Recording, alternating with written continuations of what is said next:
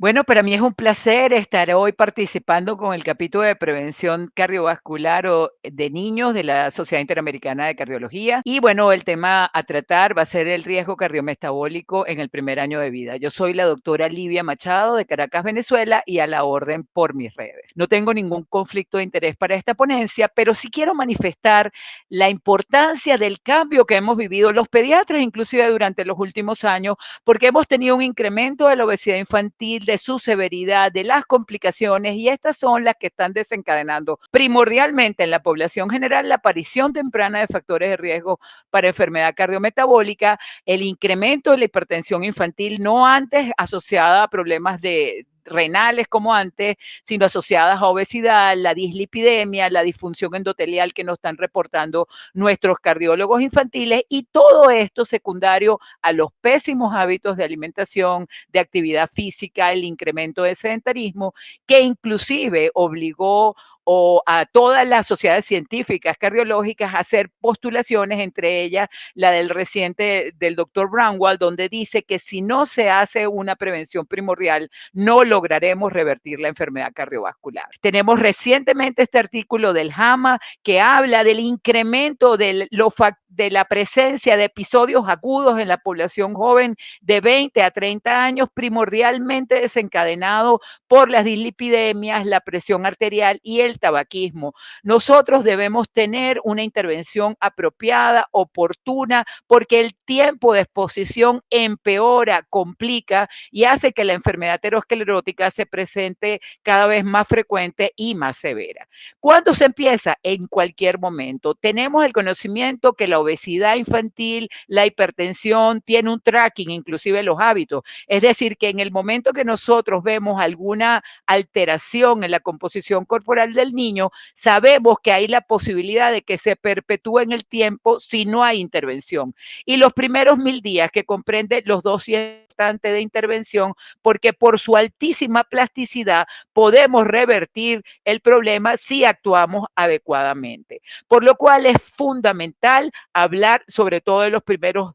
del primer año de vida, que es lo que me compete en este tema, y que tenemos que hacer una intervención porque los niños van con mucha frecuencia al pediatra acompañado de sus padres. Es fundamental que nosotros sepamos que Latinoamérica es la región del mundo donde la obesidad infantil está creciendo a mayor rapidez. Es decir, a diferencia de los otros lados del mundo, en Latinoamérica se estima que la obesidad se va a duplicar en el 2030 porque hay un incremento importante específicamente en los menores de 5 años, al igual que el último pronunciamiento del American Heart, de un aumento también de la obesidad infantil entre los 2 y 4 años de vida en Estados Unidos. Tenemos entonces que intervenir, como hemos hablado también en otras oportunidades, que también si se logra los 365 años, 365 días, perdón, antes de la concepción, podemos intervenir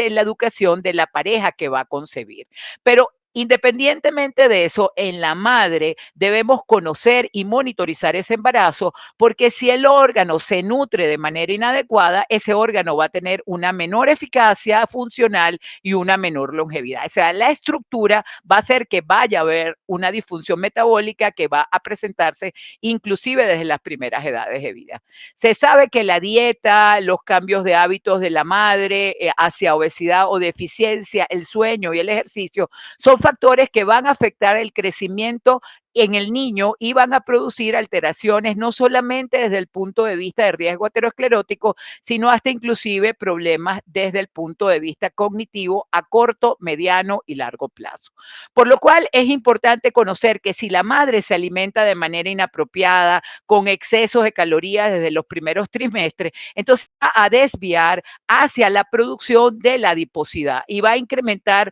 la producción del tejido adiposo blanco, que como todos sabemos es un tejido inapropiado, que no debe estar en el feto en los 2 primeros trimestres de embarazo, porque es un tejido que es más tóxico que el tejido adiposo pardo, que es un tejido más funcional. Y entonces vamos a tener como consecuencia una disminución de la miogénesis y son niños que van a ser adiposos con una masa magra de menor calidad. Eso va a condicionar que esa adiposidad materna, sobre todo en los primeros trimestres, lleve a una adipositopatía en el niño. Y eso va a condicionar que el niño ya nazca con sus órganos infiltrados de grasa, por lo cual su funcionalidad va a ser de menor duración y de peor calidad. Es fundamental que nosotros sepamos que si la madre es obesa antes de estar embarazada e intervenimos apropiadamente, este fenómeno se presenta de manera menos significativa que si la madre, independientemente de su composición corporal en el periodo antes de embarazarse, empieza a aumentar de manera significativa, por lo cual es fundamental asociarnos con los obstetras para el monitoreo de la obesidad. Por otro lado, en Latinoamérica, como sabemos, tenemos que las madres pueden tener dietas subóptimas, pueden tener dietas deficientes en micronutrientes, pueden tener una composición corporal inapropiada y eso también va a condicionar en el niño un factor de riesgo muy importante en Latinoamérica, que es el niño de bajo peso al nacer. Pero aún la madre, estando adecuadamente, si ella tiene algún proceso de insuficiencia placentaria condicionado por hipertensión o preeclampsia, también va a ofrecer a esos niños una inadecuada transferencia de nutrientes y eso va a conllevar a una disminución de todo lo que es el crecimiento infantil y de órganos y de sistemas. Tenemos una evidencia y eso fue demostrado en la guerra, después de la Segunda Guerra Mundial y en todos los países que han sufrido carencia, como en Latinoamérica, que la deficiencia o la malnutrición materna condiciona malnutrición fetal, hace que el niño empiece a utilizar sus reservas y su músculo como energía y esos niños ya nacen con una disfunción de las células beta del páncreas, con una menor cantidad de células beta del páncreas, lo cual lo predispone a tener más problemas de síndrome metabólico y por el otro lado nace con una menor cantidad de nefronas, lo cual lo predispone a la hipertensión. Es decir, los invito a revisar este paper del Children del 2003 que está en la orden y habla no solamente del riesgo cardiovascular, de toda la estructura del cardíaca, del corazón, específicamente de la parte renal y todas las afectaciones que tiene el niño cuando la madre sufre de preeclampsia. Más allá de eso, nosotros al nacer el niño podemos hablar con la madre e identificar el riesgo. Si la madre engordó mucho, si la madre sufrió hipertensión, si la madre tuvo una deficiencia, debemos intervenir. Y la óptima intervención en el niño es la corrección de los hábitos maternos y sobre todo ofrecer lactancia humana. La leche humana tiene las propiedades de corregir los defectos epigenéticos que tuvo el niño durante el embarazo, gracias a esa integración que hay entre la saliva del niño y la madre, y eso puede producir inmunoreguladores, específicamente microARN, que van a intervenir a modificar esa adiposidad extrema o esa disminución de la masa magra en el niño, haciendo que se revierta el problema y nutriendo, sobre todo en los primeros meses, al niño apropiadamente. En la leche humana existen unos acilgliceroles que modifican el tejido adiposo y lo vuelven tejido pardo, lo cual es un beneficioso para el niño de alto riesgo, sobre todo por adipositopatía. Es fundamental hablar con la madre porque los hábitos de la madre pueden condicionar malos hábitos en el niño, como se demostró en este estudio de Cambridge, donde el exceso de azúcar que come la madre, inclusive los edulcorantes, pueden pasar por el líquido amniótico, por la leche humana y modifican la palatabilidad, haciendo que las células, las papilas gustativas del niño sean más proclives a la decisión de querer alimentos azucarados. Inclusive en este editorial que hicimos con la SIAC se demostró que la adición de los azúcares añadidos a las fórmulas infantiles también es un factor de riesgo para el desarrollo de problemas de colesterol, ya que esa adición interfiere sobre la inhibición de la PSK, de los receptores de LDL de colesterol y van a producir un aumento de la producción endógena de colesterol en el niño que recibe fórmulas infantiles con adición de carbohidratos. Es fundamental también que recomendemos en la madre la actividad física. Ahora se sabe que existen una cantidad de exercinas que produce la madre que también actúan como mediadores epigenéticos que van a corregir todos esos tejidos en el niño inclusive van a revertir aquellos problemas que tuvo la madre de obesidad o de incremento de la adiposidad durante el embarazo. Nosotros no solamente tenemos que hablar en la familia sobre la alimentación, la leche humana, sino también fomentar una dieta lo más parecida al estilo mediterráneo, como se habló recientemente en el último congreso de la Sociedad de Cardiología del Caribe y Latinoamérica, donde se expusieron las guías LASH de hipertensión arterial y se habló que la mejor dieta es la dieta estilo mediterráneo, no la dieta exclusivamente mediterránea, sino la dieta estilo mediterránea, donde eventualmente se incorporan cereales integrales, se incorporan proteínas de alto valor biológico, bajas en grasa saturada, la incorporación de alimentos saludables, con mucho color, muy fresco, para que contengan todos los micronutrientes que tiene el niño, que tengan ácidos grasos de insaturados, específicamente el aceite de oliva o el aceite cardiosaludable de la población que eventualmente esté trabajando, y sobre todo buscar alimentos funcionales de cada población, como las nueces, las carnes blancas, el pescado e inclusive el palca o el aguacate, que han demostrado un efecto preventivo en lo que es el desarrollo de las enfermedades cardiovasculares. Nuestro enemigo número uno, y sobre nuestro enemigo, sobre todo en la población infantil, son los alimentos ultraprocesados. Hay que recordar que tienen una promoción muy alta a nivel de redes sociales, producen saciedad a bajo costo, son alimentos de altísima densidad calórica que no hay en ningún otro alimento de origen natural, por lo cual desencadenan un hiperinsulinismo severo. Los alimentos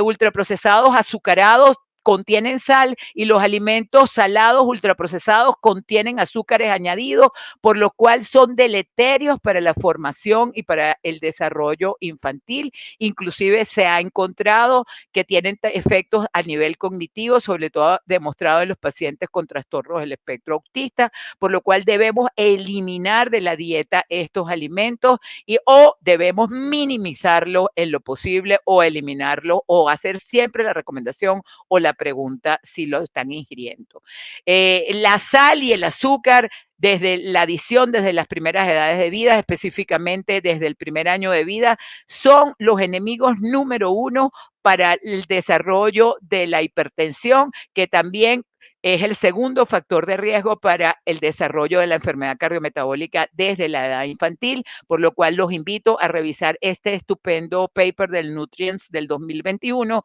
donde habla específicamente de las diferentes etapas y los riesgos que puede producir estos aditivos en la alimentación infantil, que no son nutrientes y no los necesita el niño. Entonces,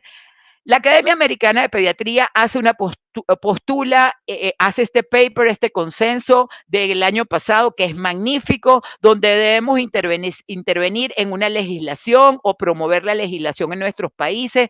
para minimizar la comercialización de los productos poco saludables, que no tengan buenos recursos, y sobre todo intervenir en áreas de alta inseguridad alimentaria o en áreas donde haya poblaciones desasistidas. Debemos revisar nuestro vecindario, el entorno escolar, qué come el niño al salir del colegio, qué se le ofrece en la escuela, la falta de acceso a alimentos frescos a nivel escolar o a la salida de la escuela, la proximidad a veces a sitios de comida rápida, el poco acceso que tienen nuestros niños a tener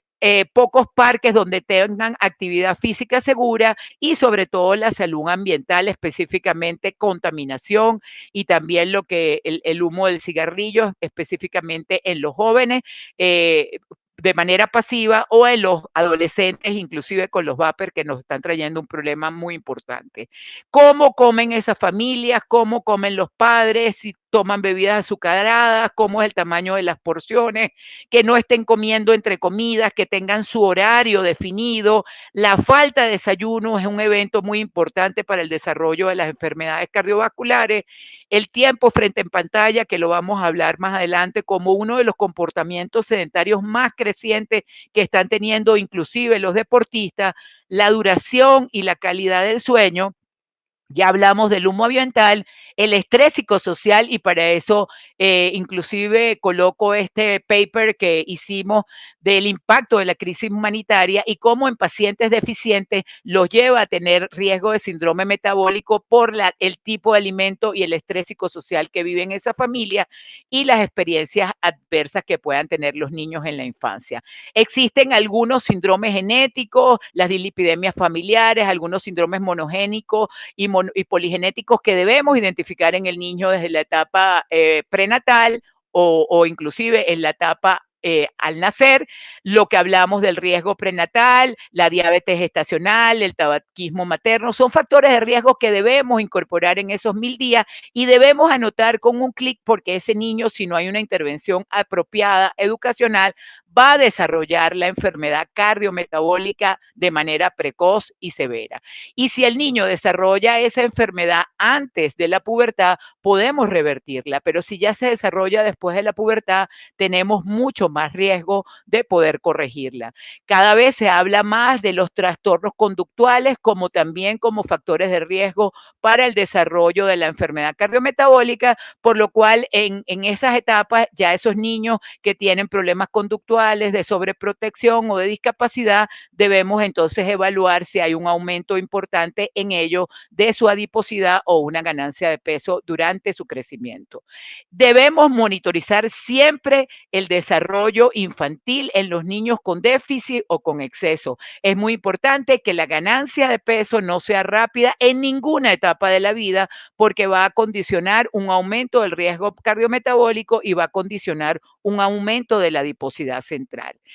Por lo cual debemos siempre hacer educación en la etapa preconcepcional en los adolescentes para que en el momento que ellos tengan sus hijos, ya ellos estén por lo menos con una idea de los hábitos, monitorización exhaustiva de la composición corporal de la madre desde la primera visita y sobre todo promocionar la leche humana como la alternativa más importante de corrección a corto, mediano y largo plazo. La supervisión del crecimiento acelerado lo hacemos siempre en consulta, llevemos a los niños a las gráficas, midámosle la cintura, veamos el índice de masa corporal como indicativo, por lo menos de que el niño está aumentando mucho de peso y sobre todo estemos pendientes que a los 3 años o a los 9 o 10 años debemos hacer un estudio de todos los niveles lipídicos en esos niños y hacer idealmente una consulta de factores de riesgo para el desarrollo de la enfermedad cardiovascular, porque ya después, durante la adolescencia, los niños generalmente ya no acuden tan frecuentemente a la consulta pediátrica e incrementamos en ellos el riesgo a no tener esa monitorización adecuada. Es fundamental que la actividad física empiece desde los primeros días, no solo para mejorar la composición corporal, sino para la estimulación cerebral y optimizar el desarrollo cognitivo. El ejercicio físico desde el primer segundo empieza a mejorar el flujo sanguíneo en el tejido adiposo y hace que ese tejido adiposo se vuelva un tejido más funcional y menos tóxico. Importante corregir el sedentarismo por las pantallas. Los niños de 0 a 2 años no deben tener pantalla en absoluto, no deben recibir ningún tipo de pantalla, mucho menos pantallas de cómics o eventualmente algún tipo de videos prolongados, solamente los fotos que se las manden a los familiares y monitorizar o corregir la presencia del humo, de los vapers, de los cigarrillos y eventualmente, sobre todo, el consumo de alcohol en las madres, que también es un factor de riesgo muy importante que puede condicionar trastornos del sueño tanto en el niño como en la madre. Las sociedades científicas, la European Journal en su de cardiología preventiva acaba de sacar este paper que les traigo a reseña y que le puedo facilitar a través de mis redes y también la Asociación Americana del Corazón con sus 8 pasos esenciales. Habla de que existe una ventana de oportunidades donde podemos revertir el riesgo y esa comprende durante los primeros 1000 días, específicamente en el periodo concepcional, inclusive ellos lo extienden hasta la adolescencia. Lo importante es hacer diagnóstico precoz, ver si la madre está obesa, los niños van a ser obesos, si los niños están obesos, corregir el riesgo en los padres, intervención oportuna y modificación de los hábitos no saludables, porque la epigenética puede revertir toda la situación que tenemos actualmente y minimizar ese desarrollo y esa altísima mortalidad que tenemos de enfermedad cardiovascular precoz. Muchísimas gracias.